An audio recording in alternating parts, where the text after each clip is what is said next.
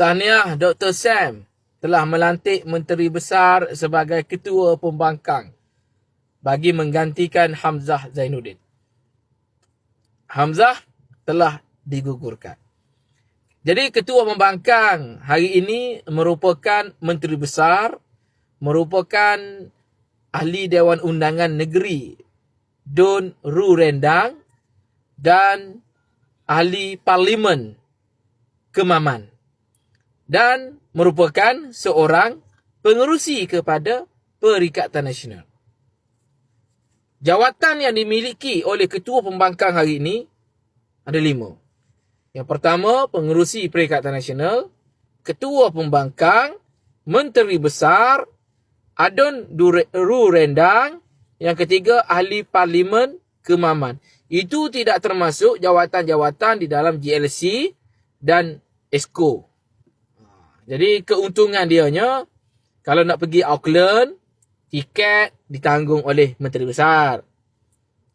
Hotel ditanggung oleh Ketua Pembangkang. Makan minum ditanggung oleh pengerusi Perikatan Nasional. Kenderaan, perjalanan kat sana ditanggung oleh Adun Ru Rendang. Lepas tu untuk hiburan, untuk tiket-tiket pelancongan ditanggung oleh Ahli Parlimen Kemaman. Jadi 5 jawatan besar ini telah membuktikan bahawasanya dalam PAS ni gila jawatan tau. Gila jawatan. Siapa kata PAS tak gila jawatan? Kalau tak gila jawatan, tak ambil 5 jawatan tu. Oh, paruk. Kaya Dr. Sam.